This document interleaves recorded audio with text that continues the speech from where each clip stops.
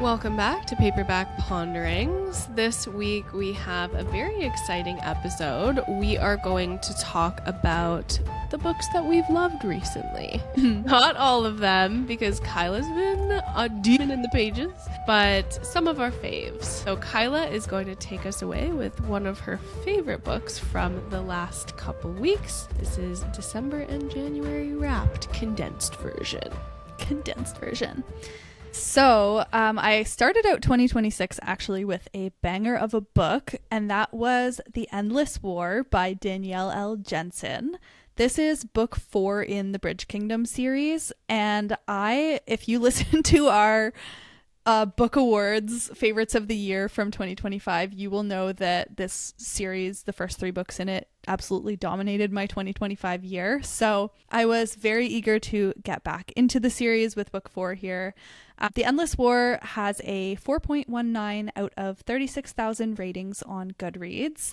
And like I said, 4th book in the series, but the series is broken into 3 sets of duologies. So this is the second book in the second duology, following Karis and Zara, who you will know if you read the first 2 books in the series. But basically, Karis and Zara are star-crossed lovers. They are on 2 opposite sides of a war between nations that have been at war for so long that nobody even remembers why they're at war. They just know that they hate the other nation. Love that. And Zara is the general of the Empress's army on her side. Karis is the prince of the other side because all of his brothers before him have perished in the war pretty much. So he has taken up the role of heir, even though he's more of a scholarly, bookish type. And so he really has no desire to be fighting this war. He thinks it's silly and people are dying for no reason, as they are. And Karis and Zara have kind of a chance encounter with each other. They don't know who the other one is. There's a city that both sides are constantly back and forth fighting over, and sometimes people, the civilians who live in the city, mingle in the middle, and so they encounter each other not knowing who the other one is and spend a night together where they really connect on a soul deep kind of level, only to realize later that they are actually both at the top of their enemy's war. So very kind of Romeo and Juliet retelling in a fantasy military type setting. I really enjoyed book 3, but book 4, this one here that I just read, was so much better than book 3. Like, I was so happy with it. Yeah, it starts off with a banger. So it's back and forth point of views with Karis and Zara, and I swear, like, both point of views, every time it switched, like, something was happening, something was exciting was happening, and I was a little bit sad to be going back to the other point of view because I was having so much fun in this one, but then the other one would be a banger, and it was just like on repeat. Decide where you want to be more. You're like, yeah, to read both at the same time right now. Exactly. And it kind of goes in a bit of an unexpected direction, because if you are familiar with the series, you may know that book 3 takes place at the same time as book 2, like the same timeline, but just from a different character's point of view. You are seeing some events over again, and so, like, in some ways you kind of know where book 3 is going, but book 4 is fully new content. You've never seen this time frame before, so it is, yeah, just really fun, really exciting. I couldn't get enough of it. Oh. I see. So the end of book 2, like the end of The Traitor Queen? The Traitor Queen, the like culmination of events in The Traitor Queen is what we're leading up to in this duology. It's just happening in a different part of the world. Like, we're getting different politics. Yes. Or the background of the politics that ultimately ended up in the culmination of book 2, The Traitor Queen. Yeah, that's more, yes. Yeah. If I'm following you correctly, like book 3 and book 2, same timeline, same events, different characters. So you have a little bit of, they kind of go like this from each other. For people listening, it's like they come in, they join together with a plot action, and then they go apart in their separate ways, and then they come back together. But where book 2 ends is where book 4 picks up in terms of timeline. Right. Yes. I'm remembering where book 2 ends. That's fun. Yeah. Yeah. That's very fun. So I was very happy to say, because like I love the characters and the romance from the first duology. And when I read book 3, I was like, this was a really great story, but the romance just it's not as good for me. So that's why I was so happy with book 4, is because I was like, this story is friggin' fantastic. So I'm a happy reader. I'm a happy reader. Yeah. This world is fun. Like, it's just such a really greatly, like, robust, built out world. Very happy with this story. Yeah. Danielle L. Jensen is just, like, I think an auto read. Correct me if I'm wrong, but, like, she's, like, big auto read energy. Like, whatever she does, I'll be there. Yeah. Still working on catching up, but yes, she is definitely an auto buy. I'm saving book 5. Book 6 comes out in April, so I'm saving book 5 so that I don't have a cliffhanger wait. Yeah. You don't want to be finishing that and then having to wait till April. Yeah. In the meantime, I've been meaning to go back to, oh God, a curse carved in bone for like years. And I feel like that might be, maybe it'll help me in my current situation. Yeah, it might. Like, I have heard from people that it's a pretty great second book and there's some pretty exciting plot twists and stuff. Yeah, given where the first one ended, Inked in Blood, like, I'm there. You're hooked. Yeah, I'm definitely like invested in the story. Just got to get back to it.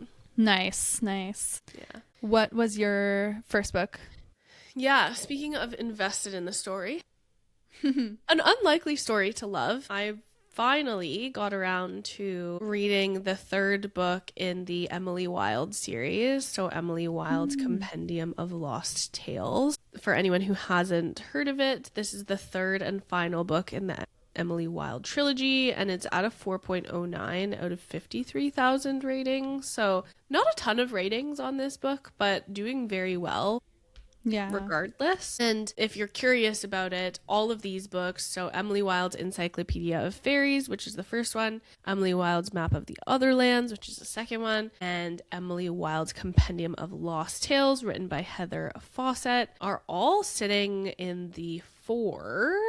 Emily Wilde's Encyclopedia of Fairies just dipped below 4 at 3.96 out of 211,000 ratings. And this story, like this series, is a series that I would have never thought that I would like, but I've really loved. It follows Emily, who, of course, is our main character, and a Cambridge scholar in the study of fairies in an alternate reality where fairies are known to be real, unquestionably. So, like, in this world, it's set in everyday world, but then there is fairies that are known to inhabit the earth, and there are other worlds that everyone just knows to exist. You don't know a lot about these other worlds or like, it's still a highly, not classified, but highly specialized area of academia. And that's where Emily comes in. Now, in the first book, Emily sets off to a small town in the far north to do a field research for her Encyclopedia of Fairies that she's writing. However, Emily struggles with social skills, classic academia, Yep. and doesn't have any interest in befriending the people or making small talk in her new town, which makes her research a bit difficult when she can't interview the local townsfolk or get the info that she needs. So, lacking in social skills, she's having a hard time uncovering the reality of events that are happening in this town. All until her annoying yet handsome colleague Wendell Bamblebee shows up unannounced to aid in her research. So this is like an academic rival that is just like a constant thorn in Emily's side. And he one day out of the woodworks just shows up in this small northern town, and she's like, what are you doing here? This is my town. But he manages to charm the townsfolk, and so easily, and obviously, like, to no end, being very irritating to Emily, but like also very helpful that he's so charming. Yeah. However, as they work together, she ends up doing some questioning about Wendell himself, who he truly is, why he's so charming and knowledgeable about the folk, and what he might be up to. So I know I read the third book, and I don't want to give anything away on the third book for anyone who hasn't read this series, but each of these books, like all 3 of them, were nominated for Reader's Favorite Fantasy. Yeah, Reader's Favorite Fantasy Goodread Choice Awards for each year of their publication. 2023, 2024, and 2025. All 3 of them were nominated. I don't think we have a winner. No one ever won. But super good series, super fun. The writing of this series is very unique. I don't typically enjoy this style of writing or this style of story, but she's just written with such like humor, and it does count as epistolary. Yeah. Okay, is it? All right. Yeah, epistolary. I'm not typically a fan of stories written in the epistolary style. Really? No. I love them. I'm like, oh, what a fun, delightful surprise. Yeah, I don't know. I mean, like, if done well and done right, like this case, it can be good. But sometimes it's just, like, not as good.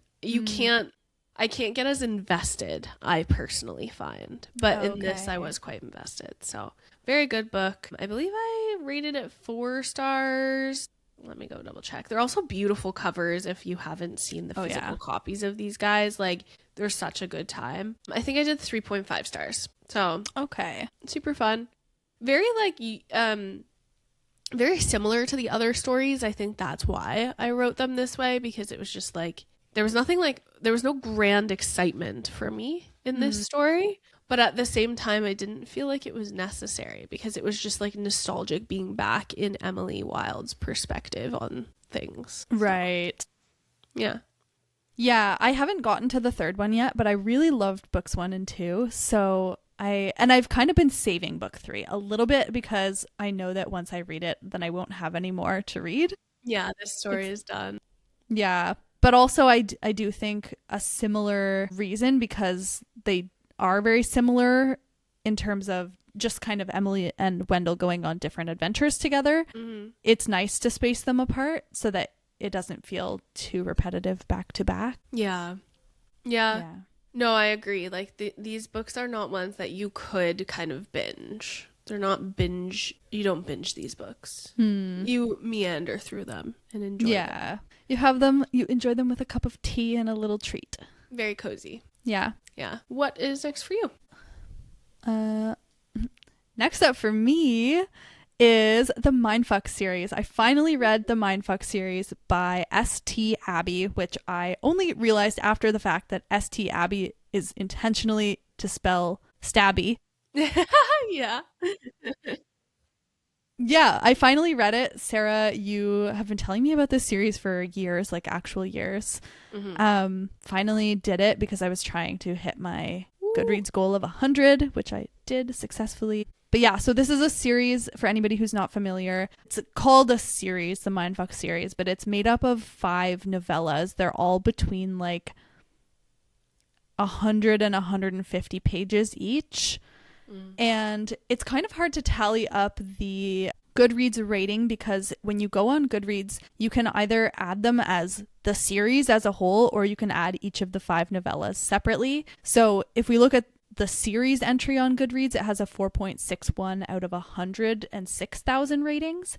But if you look at book 1 of the novellas, it has 373,000 ratings. So it has triple the amount of people have added that novella separately. So don't really know where it is in terms of the number of people, but I think across both it had over a 4-star rating. So yeah, but for anybody who is not familiar with this series, it is a feminine revenge story. It's very much Kill Bill meets Criminal Minds meets Butcher and Blackbird. It follows a girl named Lana who is on a quest, a mission to get revenge against a large amount of men who wronged her in her past and like very seriously harmed her and other people in her family. And she survived this horrible trauma, and she is now trying to ruin all of their lives, basically. Avenge her loved ones. Yeah. She's a vigilante serving justice. Kill Bill style and Butcher and Blackbird style. Like, she is making them suffer. She's not just killing them, she is making them suffer. And in the beginning of the first novella, she happens to meet an FBI agent who investigates serial killers, and she happens to fall in love with him, and he happens to be working her case. So it's really exciting because you have her planning these killings alongside falling for this guy, and you get his point of view as well, so you can see him investigating the killings but falling for her. And so you're like, oh my god, what is going to happen? Is he going to find out it's her? Is she going to tell him? Like, where is this going? Mm-hmm.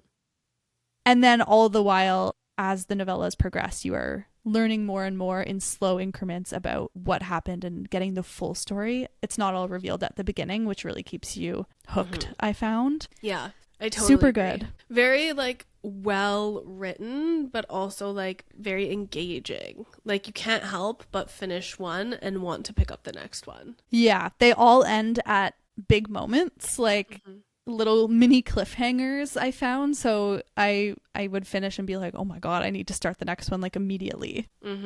Yeah. And the overarching mystery of like what happened just is so alluring. So you've got the like, obviously what is happening with the love interest, but also why is this woman doing what she's doing? Like, what possibly could have happened to her to like make her this way? How did she become this? And then also getting to see like how she became this, but also how or where she goes from there. Like what is the fallout for her with the rest of her life? Because I feel like she lives, and it's clear through all the stories that like she's living on borrowed time. Like she doesn't really care about being alive. She's just like, I have a mission. When this mission is done, I don't really give a fuck. Yeah. I just have business to attend to before I'm done. Yeah, and you learn from the FBI point of view side of things as they're investigating, and they can tell that this is a revenge killer from the profiling, but they talk about how most revenge killers will die by suicide at the end, or they'll like, you know, die by police suicide, like where they raise a weapon to have the police shoot them kind of thing, because once they've achieved their revenge, that's all they care about. Yeah. So you have the question the whole time, like, is that going to happen for her, or is she going to, you know, heal a little bit? Is there an alternative? Love? Yeah, like, is there a possibility for a future for her? Yeah, but this one is like absolutely the feminine rage book of a lifetime. So good, so bingeable, so addicting, very dark. Like like pretty much all the trigger warnings you could think of apply to this. Yeah, definitely. Yeah. Yes. Yeah. But ultimately, like, I'm so glad that you read this, because I feel like when I think of like, this isn't dark romance, like it's so unique. There's really nothing else like it. I've read quite a few books that kind of market themselves like it, or seem like they might branch into that world, but there's really nothing like it. It's a very unique story. And I think the author has passed, like the author has died. Yes. Just like the finality of the story is so concrete. Like it's just a very intriguing story, and it's a very intriguing story from the author. That was like a pen name as well. Like nobody knows if there's like other works by this author. I believe there aren't, or are actually there are. So I did some digging on this after I finished it. She has 3 different pen names that she uses. And this is all like, she has a website where it lists this, but she uses a different pen name for the different genres that she writes in. So St. Abbey and the Mindfuck series were their own thing. There was no other books under St. Abbey's name. So her other stuff is not the same genre. So I was interested, like, to take a gander into her other works to see if they would be as good as this, but I don't know, because they will be different. But yeah. And what are the other genres? Have you read them yet? No, wait, hang on, let me pull it up. So okay, so she writes under the name C.M. Owens, and I think those ones are her romantic suspense. Ooh. And then she has, what's the other one? Wow, there's so many books. Yeah, she has a shit ton. Oh, that's so exciting. Yeah. Then the romantic comedies. No, those ones are C.M. Owens too. I kind of want to know like all about this person now. Right? Okay, Christy Cunning is the third one. And those ones, I don't really know. These ones look a little bit like possibly paranormal. But also, interestingly, I have seen that the Mindfuck series is getting a TV adaptation. Oh. Yes. Yes. Somebody is developing a TV series adaptation of the Mindfuck series for Amazon MGM Studios. Wow. Which is really exciting. I don't know how far along in development it is or, you know, what kind of timeline we're looking at for that. But I think that could be a really fun show.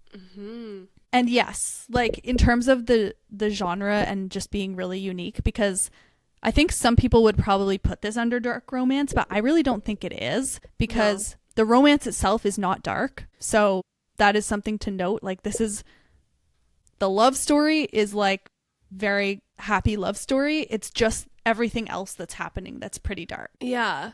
And also I would say like the like love story is like, it's not the main point. No. I guess. Like, no. Regardless of how it ended, I wouldn't say like it is a love story. No, it's definitely about the revenge. Yeah. It's about the plot of the killing. Yeah. It's not, the love story is just like an added kind of bonus to make it intriguing and to get the like cop kind of perspective. But I wouldn't say, like, I wouldn't call this a dark romance but it's like it's kind of like a mystery with dark elements. Mystery thriller with like Yeah. a dark mystery thriller with romantic elements. Yeah. Perfect. Yes, exactly.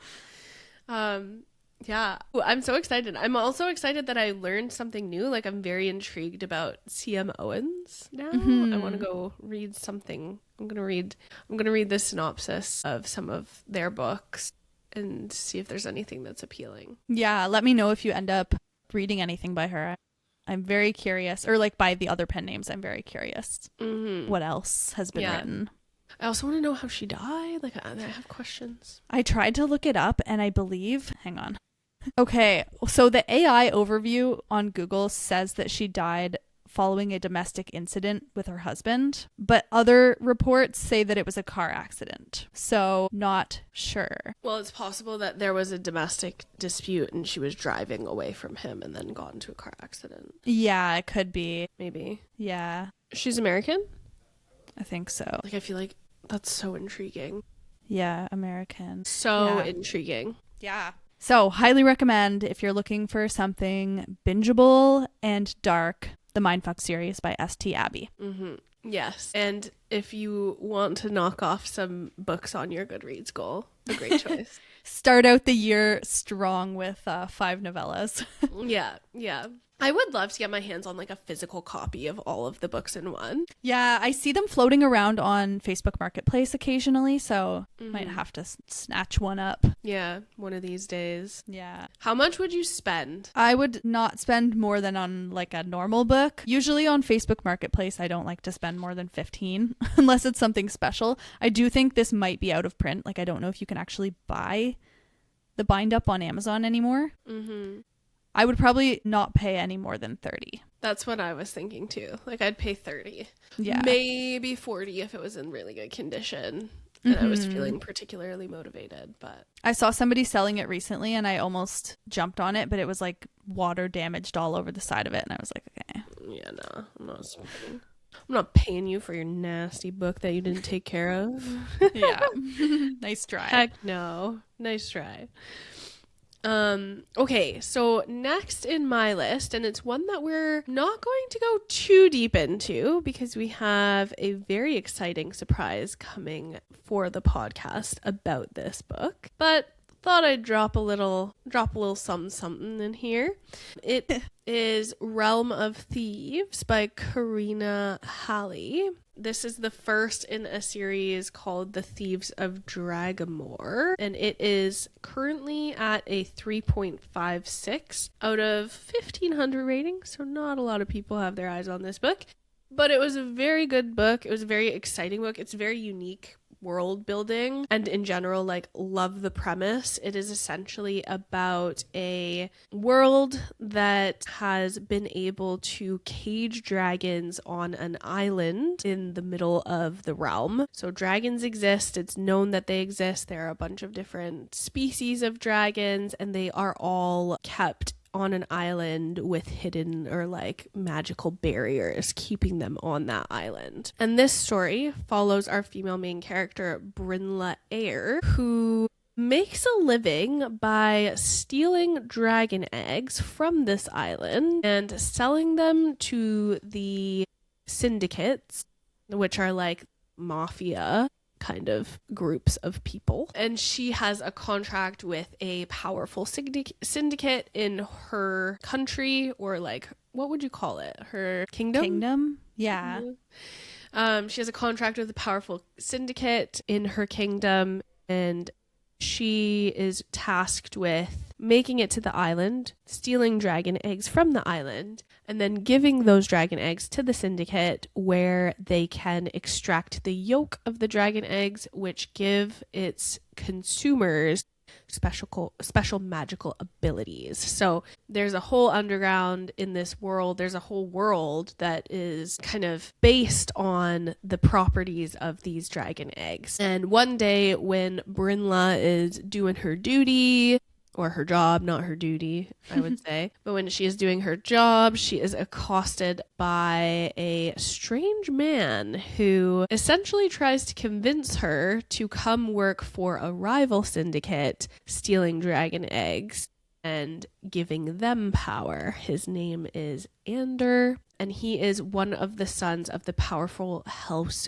Kolbeck. Now, Brynla, not knowing this man, is like, nah, buddy, I'm not coming with you. I have a debt to my syndicate, and I'm not trying to piss off the most powerful people in my kingdom. But Andor does not take no for an answer, and he kidnaps Brynla and takes her back to House Kolbeck. And then we have our entire story. From there, we uncover lots of hidden secrets of the kingdom, hidden secrets of Brynla, and hidden secrets of the motivations of the people in power trying to acquire these dragon egg yolks. So super fun story. Love the forced proximity. Love the kidnapping. Love the magic of the yolk. Love the intrigue of Brynla. Brynla also has a very fun magical dog who accompanies her on her hunts for the dragon eggs. So overall, a super fun book.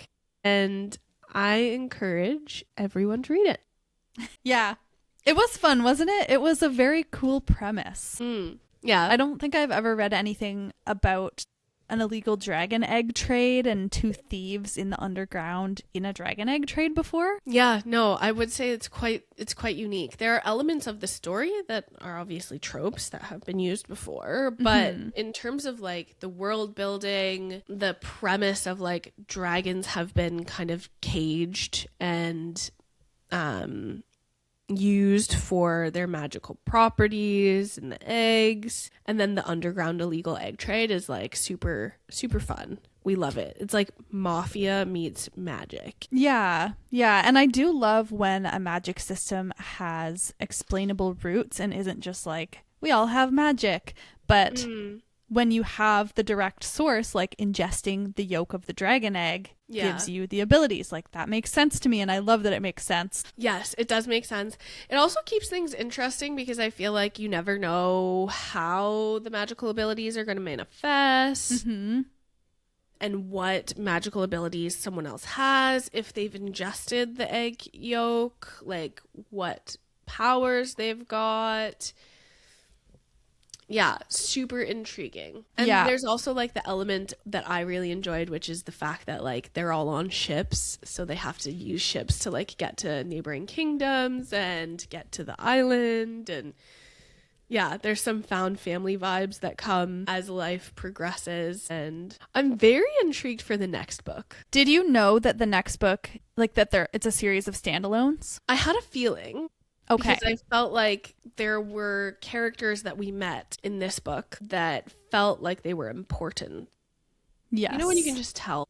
Yeah, I think there's a bit of like an epilogue that sets it up too. Yeah. Very intrigued. But I do wish we got more of Brynla and Andor though. Yeah. They were built up really nicely. I really liked their rivalry at first, but also where they ended up as like, well, I won't go into it. But yeah, but also Andor's whole family, in his mafia family, every sibling that he had, and he has quite a few of them, have a very clear role in the family and a very distinct personality type. So yeah, I really would like to learn more. Yes, I agree. Their family was very intriguing. And I also feel like there's more to come. Like, surely we've not heard the last of Brynla being as unique and special as we now know she is. Yes, yeah. There were some developments that suggest that maybe we might get more of her alongside the new story, or just maybe we'll learn about it through new characters or something. But yeah, there were some threads left open that could be explored. Yeah. Super good book. Like I said, 3.56 out of 1,500 ratings. It's still a very new book, and it is Realm of Thieves, the first book in the Thieves of Dragamore series by Karina Halley. Keep an eye out for this title. We have more to come about this title, and read it if you can. It's a very short book. Like, it's not a long book. It's very digestible, and I think it's only beginning its upward trajectory. Yes, I think it's less than 400 pages, right? Yeah. What did you give it? I have not rated it yet. Oh, yes. I think I'm like 4.5, like 4 to 4.5 maybe. Okay, yeah, I think I gave it 4. Yeah, solid, good read, especially given the issues that I've been encountering. So yeah, we're happy with it. Yeah, nice. What is next for you? My next one, I was blessed by the gods with an advance copy of Carly Fortune's new book that's coming out in May. So Our Perfect Storm. If you are not familiar with Carly Fortune, she's a Canadian romance author. She has written a few others now, like Every Summer After, One Golden Summer was her big one last year. Meet Me at the Lake, and This Summer Will Be Different. So this new one that's coming out in May is called Our Perfect Storm. With early reviewers, it's looking pretty good. It's got a 4.40 so far out of 260 ratings of the ARC readers. And this one, if you are not familiar with the premise already, if you're not already following Carly Fortune and eagerly awaiting her next book, this one follows Frankie, who is getting married until she is not because her fiance leaves her the night before the wedding with nothing but a note. So she is heartbroken, obviously, but their honeymoon is already paid for, and their honeymoon is set to be in Tofino in Canada. If you are not Canadian and you don't know what that is, it is out on the east coast. No, out on the west coast of Canada in British Columbia. Beautiful beaches and surfing location. Sarah can tell you all about it. I myself have not been. Yep, it is probably my favorite place on the island. It's my favorite place that's well known on the island. Okay. Say. Yeah. So yes, her honeymoon is already paid for, and he is like, I hurt you. I'm sorry. You should go and take advantage of this. And so she ends up going on this planned honeymoon, but instead she goes with her childhood best friend, George, who I know the names in this story, Frankie and George. I was like, okay. But yes, her and George have been BFFs since childhood. They lived next door to each other, so they grew up together, and then they lived together in university. But in recent years, they have been kind of drifting apart a little bit, and it's a bit of a source of tension between them. So George has decided that on this trip, he is going to help Frankie heal from this heartbreak. He's got a 5-step plan. He's done a ton of research into how to recover from a breakup kind of thing. So he's got a whole plan laid out, which is really nice. And she is determined for this trip to be the trip that brings them back together how they used to be before things started getting all messy. So that is the premise of the book. And as much as you can tell us. As much as I can tell you, unlike her other books, or unlike the Barry's Bay books, like Every Summer After, this one is not dual timeline. So Every Summer After, you got a chapter in the past, a chapter in the present, and on and on. This one is fully in the present, but you get little flashbacks, so it's not as much as Every Summer After. I do believe that it would have been better if it was dual timeline. Oh, interesting. I think the dual timeline in Every Summer After really allowed the foundation of their relationship with each other to be laid out and strengthened and solidified Yeah. so that you would fall in love with them together. Mm-hmm. This one, I think it was missing a little bit of that for me. Like, I think I needed a bit more of that childhood time together. It also is a bit of a slow start. Like, it takes them quite a bit of time to get to Tofino. So for you, I know that you were planning to go to Tofino and read it there. Start it before I go to Start Tofino? it before. That's my advice. Okay. I have seen actually other people online tagging Carly Fortune and being like, I'm going to Tofino with all my friends and we're going to read your book there and stuff. So you won't be the only one doing that, which is kind of fun. Way. Oh, But- I thought I was original. Nope. Yeah, but that's my advice to anybody else out there who is doing the same thing. Start the book before you go, because if you want to be reading the Tofino vibes when you're there, then you need a little bit of intro. I can't believe that you got this book, like the physical copy of this book. No, I didn't. Oh, you didn't? Okay. Just I an thought you did. e-copy. No, I photoshopped the picture that I posted. Oh, I'm dead. I was Yeah. like, a physical? She got a physical? I'm glad my Photoshop worked, that it fooled you. Yeah, it did. It really did. Not that I was really trying to fool anybody, like openly did not get a physical arc. I got an e-arc, but I just wanted to post a picture of it. So that's why I did the Photoshop. Very smart. Very But, smart. yeah. And it might just be like, I was dumb. But yeah, I'm so happy for you that you got this copy. I like, oh, okay, noted. I think we're going to Tofino. We're going to go a couple, like the week after it comes out. So if I get it when it comes out, Oh, yeah. then I could probably start it and be like decently into it by the time I'm going to be in Tofino. Yeah. Yeah. Do you want to know, like, what percentage you're looking sure. at? Yeah. Okay. What do I need to get to? 22%. Okay. Wow, that's a lot of percent. Right? That's what I was thinking too. I was kind of, that's what threw me off a little bit. Like in the beginning, I was like, I don't know if I'm going to like this, because it was a slower start as she's setting up the whole wedding thing and then the whole like depression after the wedding and like actually going there. So Yeah. slow start, but I am happy to report that, you know, once they did get there and they started spending more time together, then the yearning and the tension of that, the classic childhood friends tension started to kick in. Yeah. The like friends to lovers arc is not one I typically like, but I feel like I do trust it from Carly Fortune. Yeah, because she did it so well with Every Summer After. Yeah. So I stand by Every Summer After is better, Yeah. but this one was still good.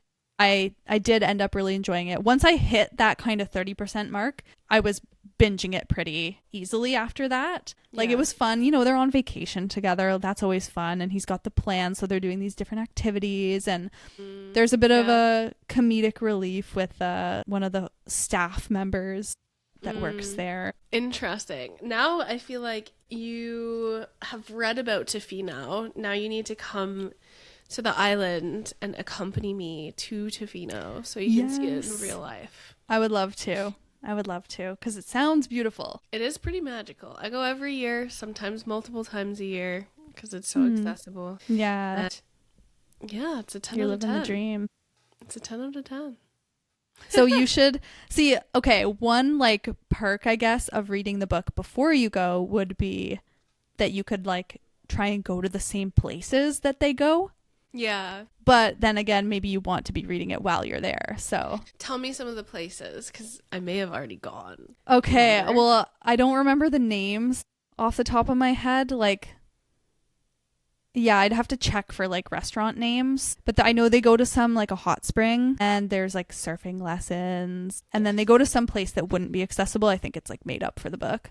But it was like a kind of a cold plunge thing, but on a dock that's like accessible only by boat. There are day trips where you have to take boats out to like islands around Tofino. Okay. So it could be something similar. Yeah. I can look up the restaurant names later though and see. Yeah. Why not? Why not? Yes, but that was Our Perfect Storm by Carly Fortune, which I gave 4 stars, and it is coming out May 5th of this year. Perfect timing. Perfect. Day after my birthday. Yeah.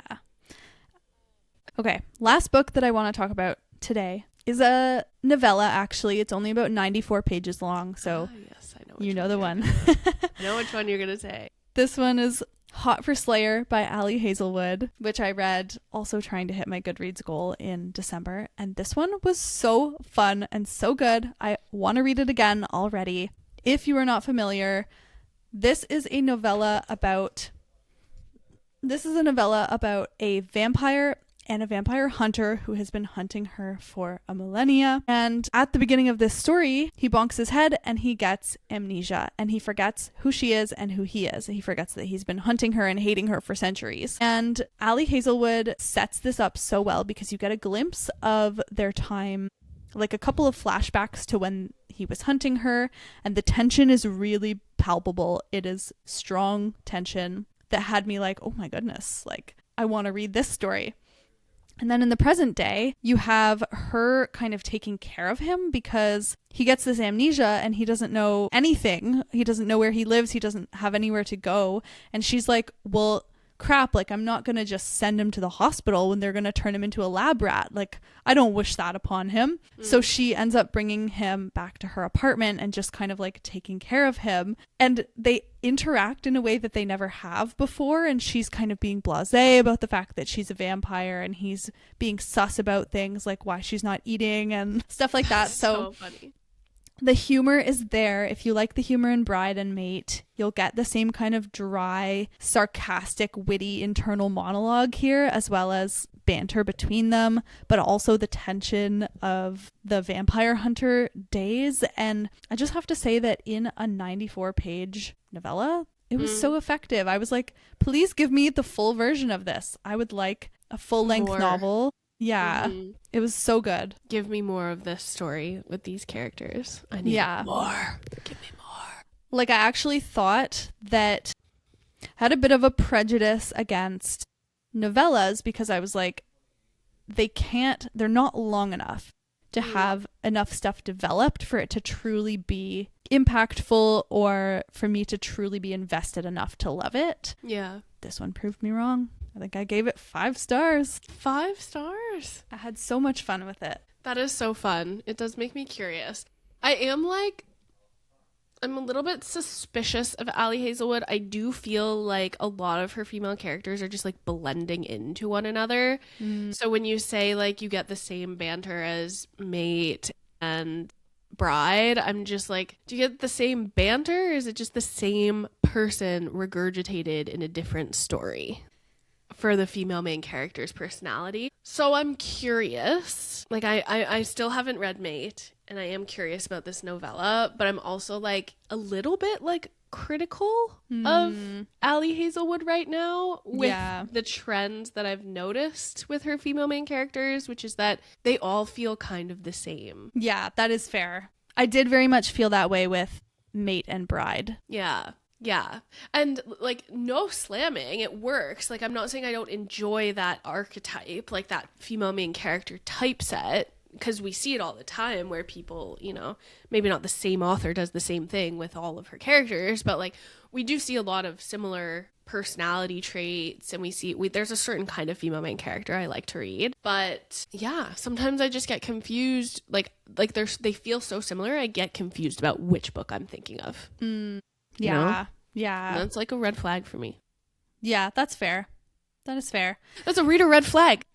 You could, with these ones specifically, if you did want to read this eventually and you're going to read Mate soon, just space them out more so that like the other one's not quite as fresh, and it's like whenever you might be craving that kind of vibe again, then you have another new one to go to. Yeah, I think that would have to be the play for sure. Not to harp on Ali Hazelwood, because I've really enjoyed the books that I've read by her, but yeah, I've just kind of started to notice some similarities, I guess. Yeah. Super fair. It's there. The similarities are there. You're not crazy. Thank you. I'm like, am I being hard on her? No. And they're good. Like, don't get me wrong. I've enjoyed all of the books that I've read by Ali Hazelwood. I can't think of one that I did not like. Yeah. But yeah. It's a trend you're noticing. Yeah. Yeah. I do like the like Hunted and the Hunter. That's kind of reminded me of like Our Infinite Fates a little bit. Yeah, that's what I was like. I haven't read that one, but when you told me about that one, it made me think of this because the concept seems similar. So I'm a little bit approaching Our Infinite Fates with the desire for it to fulfill the length that I needed from Hot for Slayer. Yeah. I feel that. That was all for the books that we've loved lately. These are some of the books, not all of the books in Kyla's case. If you're really interested in all of the things that Kyla has been reading, you should follow her on Goodreads. And keep an eye on the podcast channel. But that is all for the books that we loved in December and January. Next week, we will be chatting about our January book club, The Raven Scholar. So you still have some time to read it if you want to join in for that chat. And we will catch you next week.